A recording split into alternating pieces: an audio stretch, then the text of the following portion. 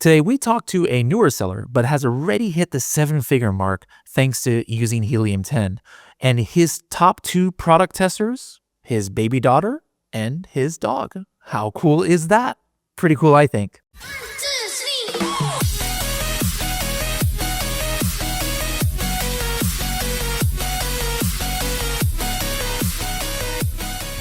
Hello, everybody, and welcome to another episode of the Serious Sellers Podcast by Helium 10. I am your host, Bradley Sutton, and this is the show that's a completely BS-free, organic conversation about serious strategies for serious sellers of any level in the e-commerce world. Did you know that in seconds you can find all the keywords any product on Amazon was ranking for in the last couple of years? Or find out where any product got sales from brand analytics data from the last 5 years? Or get exclusive private trainings that used to cost $400 a month. All of these plus more is available now on the Helium 10 Diamond Plan. Upgrade with this special 20% off coupon code SSP20. No contract, you can cancel at any time. Once again, use code SSP20 to get the Helium 10 Diamond Plan that helps brands so much it practically pays for itself. And we've got somebody who has never been on the show before. So can you go ahead and introduce yourself to the audience real quick here? Hi, I'm Isa. I was born and raised in Germany, and I live in Turkey for 40 years now. And I started with the brand about 2 years ago. And the first time I found anybody on the space was Helium 10 and you guys, Kevin, Bradley, Shivali, Kerry, and so that's how I came into the space now for 2 years. I love it. I love it. You don't have a German nor Turkish accent with your English. Did you go to international schools or? No, actually, I've been in the business since I was very young, and I'm traveling a lot all around the world. And now next week I'm in the US again for a show in Las Vegas. And so that's how I'm multi-language. I know lots of languages. What do you speak? That's why I speak German is my like my mother tongue. Turkish, French, Spanish. I was fluent in Spanish. Hablas español, entonces. Oh, sí, perdido la lengua.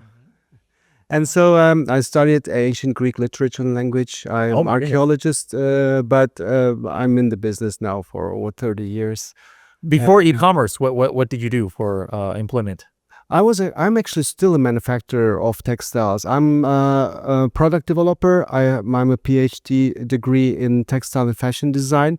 So I'm actually designing and producing sustainable products, which is actually the niche in the market, which we found out recently since I got acquainted with Helium 10. I found out that's a big gap in sustainable manufacturing products in this marketplaces. Is that what moved you to Turkey? I know Turkey is very strong with textiles. Yeah, well, actually, there's a big advantage of Turkey because everything is registered, everything has a certification, and everything is produced ethically in-house locally.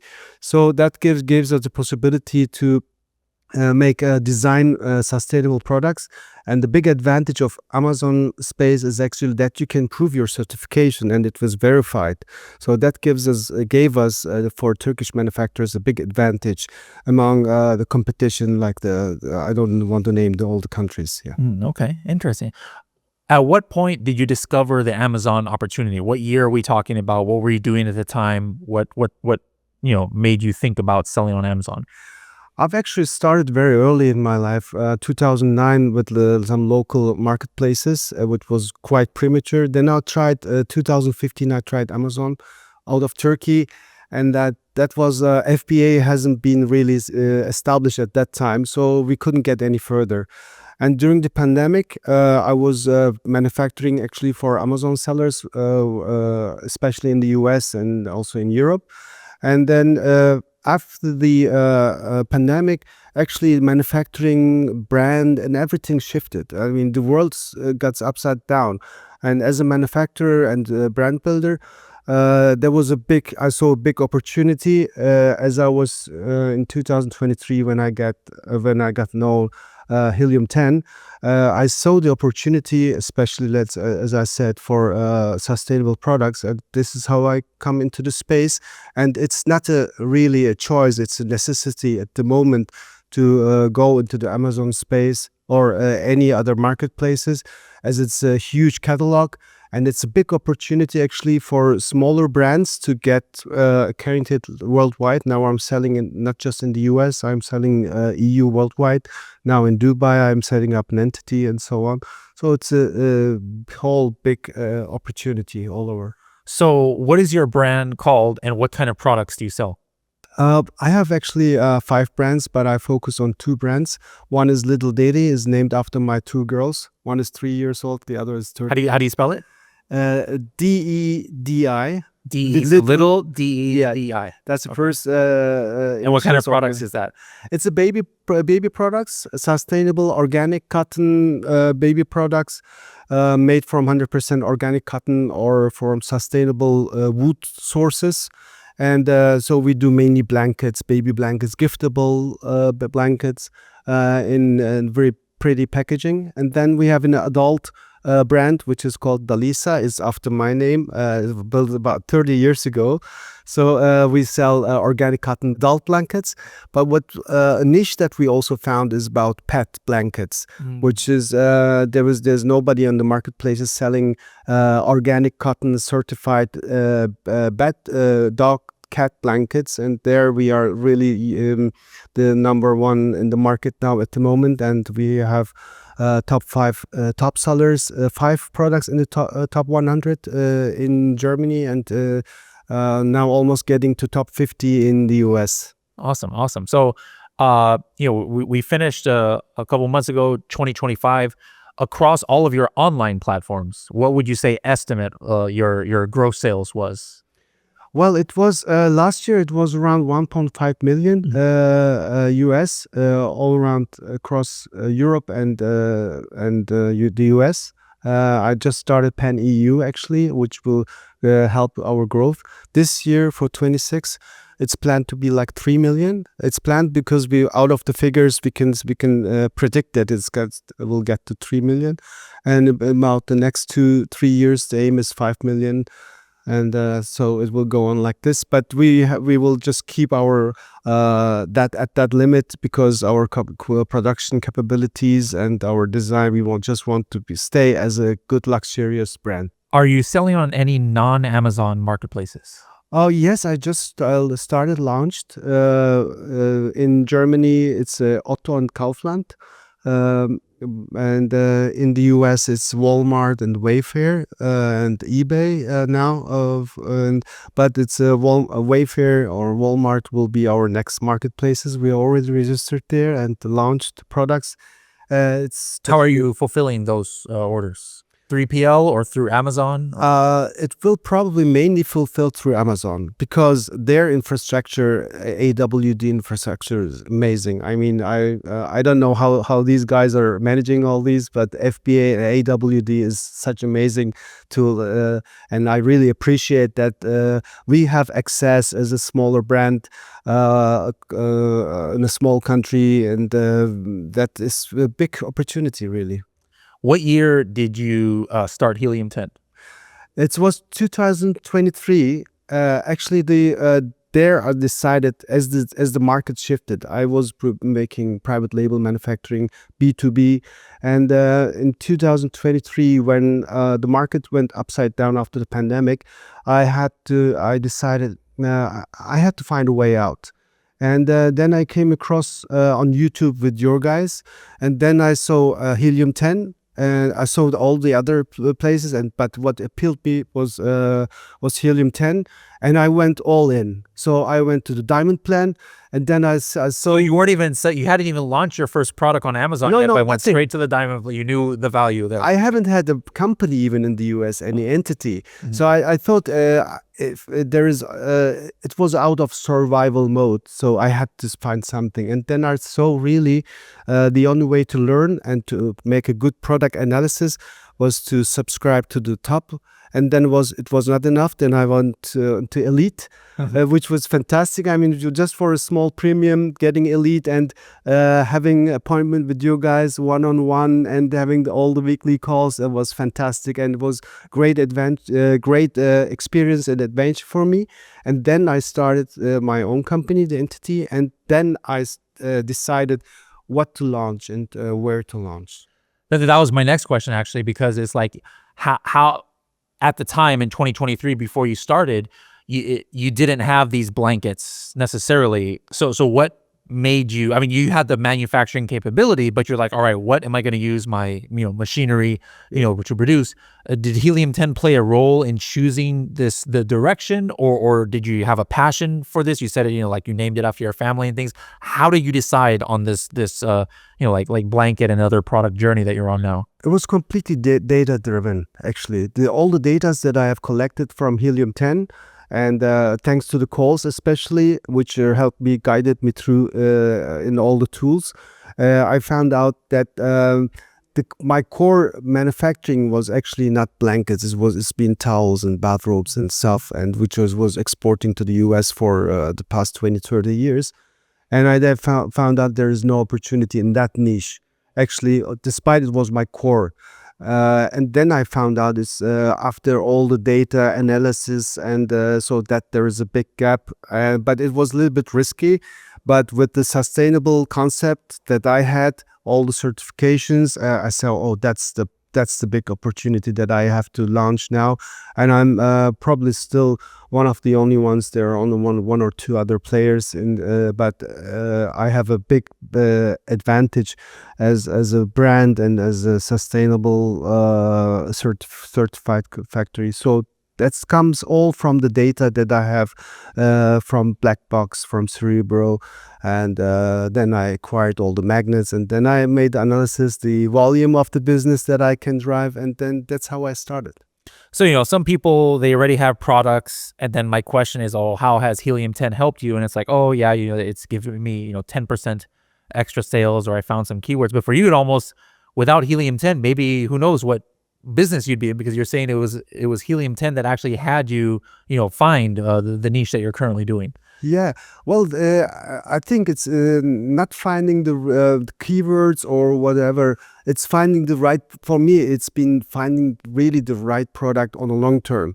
It's not a short, I'm not a drop shipper or whatever. Yeah. I'm a private label, and it needs to be consistent, and it needs to be, I need the data going back like 3-5 years, and I need to go look further for the next 5 years. When I plan anything, any launch, any products, I plan it for 5 years.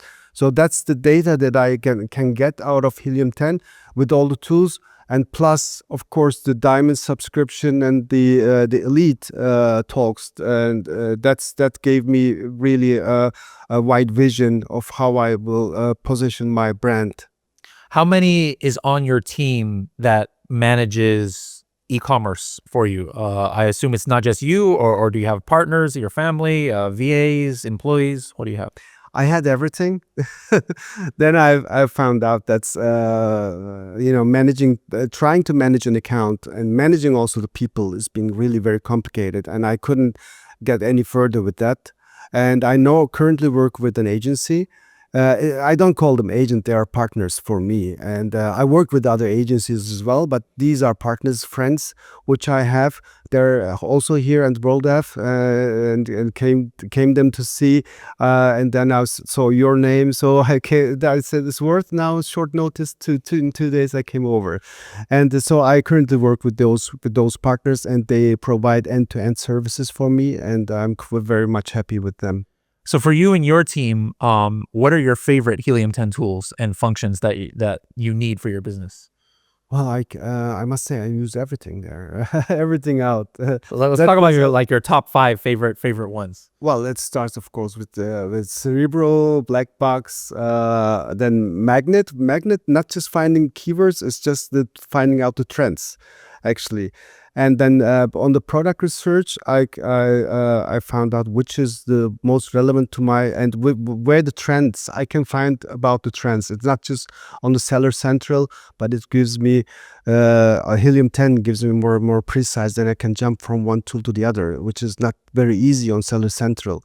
And so and now with all your AI tools, insights that you have given, it became more sophisticated, I think. Awesome. In the time. Have you used the historical trends? Oh yeah. I use the historical. I go back a year, and Under what circumstance would you use that? Like tell me one of the scenarios where that's coming. Like, is it for a new product launch and you're looking at what a competitor was doing, before, or you're looking at your own products? How do you use it?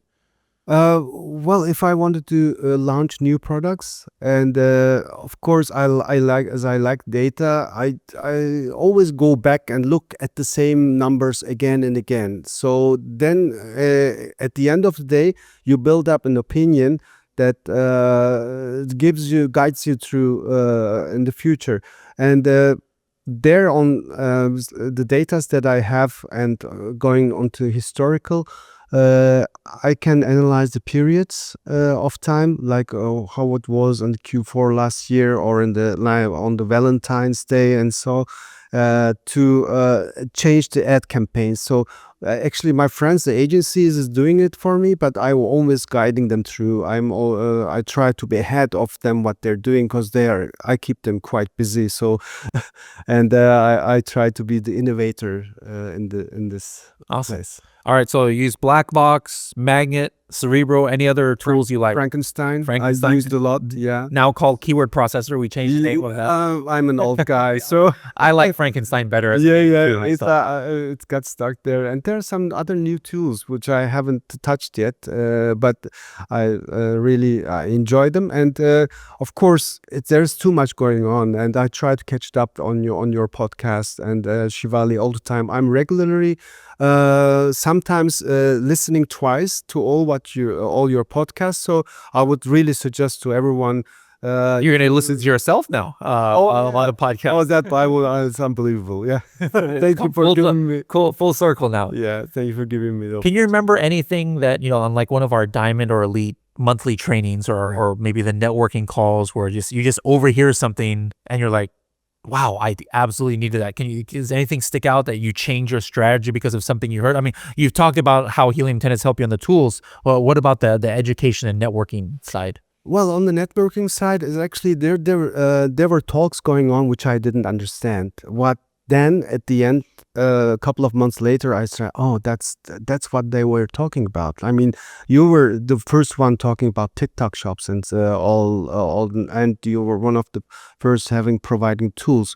So that's actually helps of expanding. And then I went back to maybe 6 months back later, and then I revisited and listened to the podcast or to the calls again, so to the meetings. And of course there are really very experienced people, and they share their experience, and that gets you really further. You should be if you are on the space in the ecosystem, you have to be really inside there.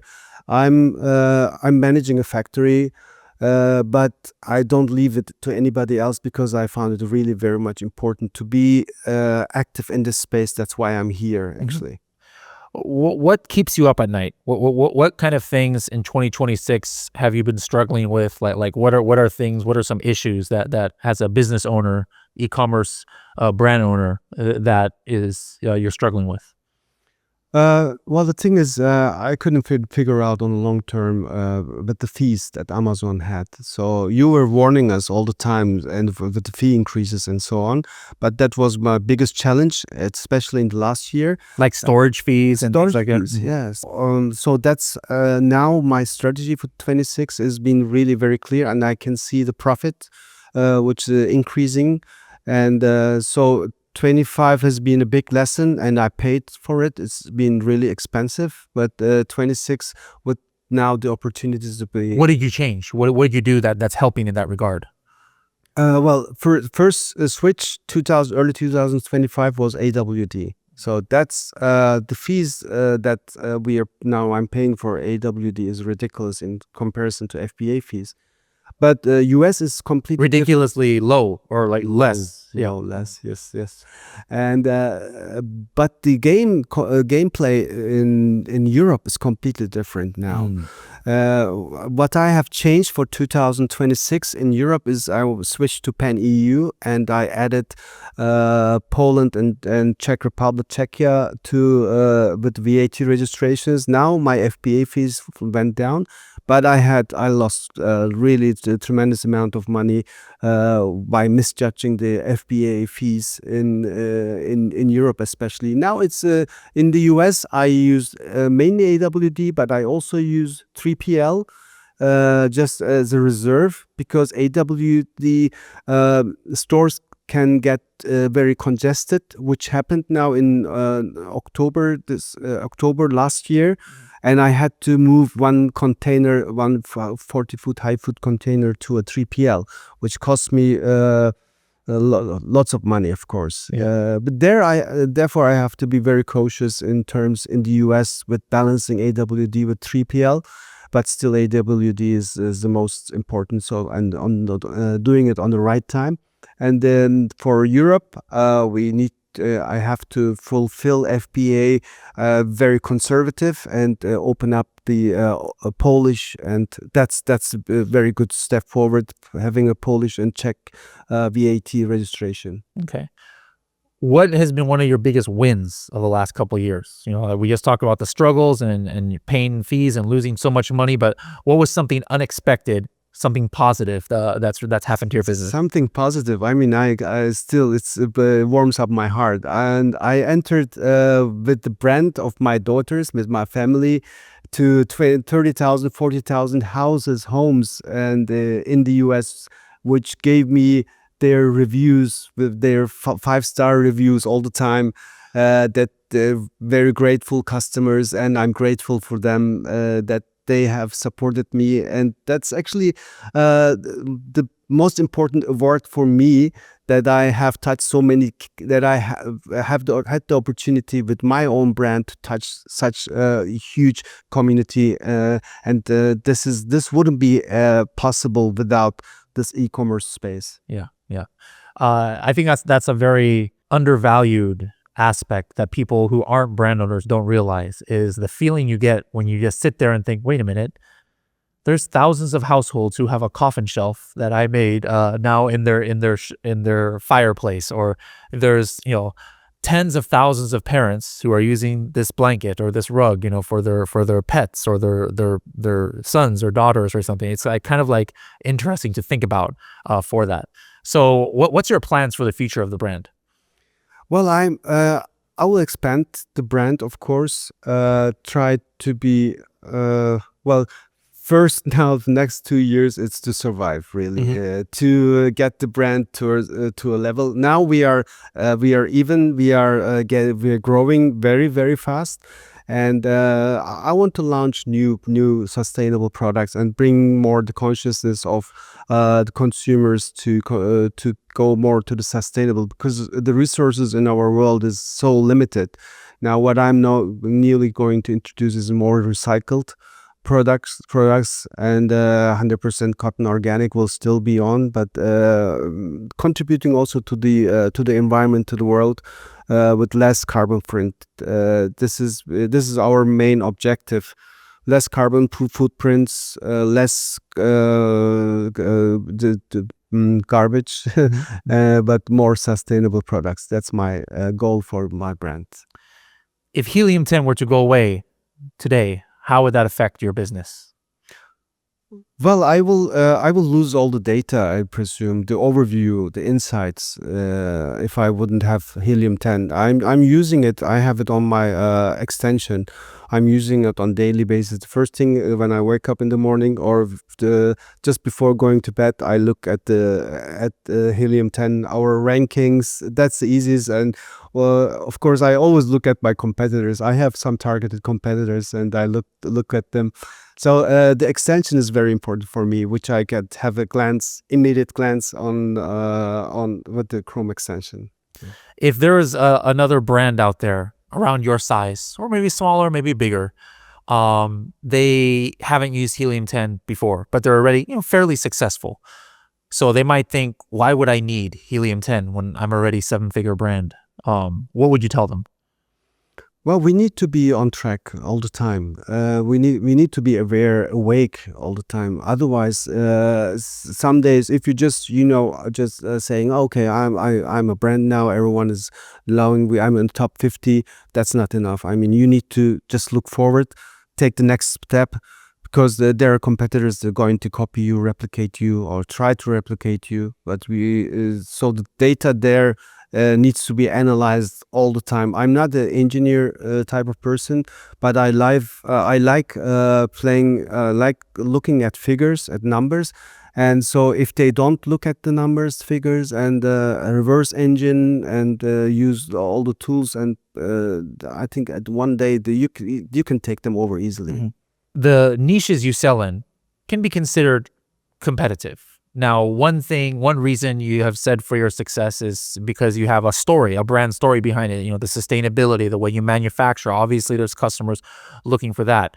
But that can't be the only reason of your success. Probably there's other unique things that maybe you're doing that maybe some of the other competitors aren't. What do you think that's unique, like a strategy that you're using? It could be about Helium 10, it could be about shipping, it could be about anything. What are some of the things that set you apart that you think have contributed to being so successful in such a short time? Yeah, it's first of all my daughter, which was born at the same time. So I grew up when she was my testing person, and once she loved the product, I said, okay, that's the right product. And then we have a small Maltese dog, our son. And he is the test person for the pet products. Yeah, that is how we test it. It comes out of experience. And my wife, she is a professor at the university. She's also textile and fashion designer. And as a mom, she's a very conscious mom, very picky. And the first thing when I produce, look what I got a new product. So, and I throw on the floor, and then my daughter grabs it. Our little Fico grabs it, and then my wife says, "Oh, that's fantastic." I said, "Then okay, if we love it, then people will." So lesson one, like, be a user of your own product, and absolutely, yeah, don't just like, hey, let me just put a label on something and let me run some polls. But actually, if your own family, friends, pets, love it, hey, it's a good sign. What else? What about on the Amazon strategy, like something you do about your images or listings or anything else that you think might be a little bit unique? Well, we also have a packaging factory, so we use our own packaging. We want like if you have an iPhone, opening the package is an experience. So I want to really make the package to be an experience while unboxing it. So that's how I have a very cute label. I have a ribbon around printed. It's organic cotton, and then the shoe box is reusable. So that's a complete experience that I have fun with. When I create a new box, I need to, first of all, we need to love it. And then I think then the audience and the buyers, they will love it. What I make, so that's actually, I try to display it on the main image.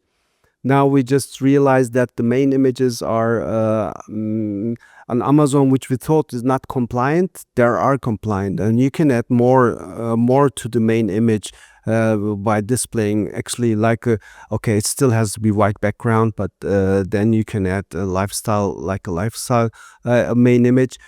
So Amazon is about numbers, figures, datas, and about images to sell, and backend and keywords. So I have Helium 10 on one side, and then I have my own experience, so my own taste, and I observe the competition there as well. So thank you so much for sharing your story. Very inspiring, and we really appreciate talking about your brand and sharing your journey. And hopefully you've been inspired by people on the podcast, and now hopefully you guys are inspired out there by Isas, and then we'll bring you on the podcast next time. So congratulations on all your success, and we wish you the success in the future. Fantastic. Thanks so much.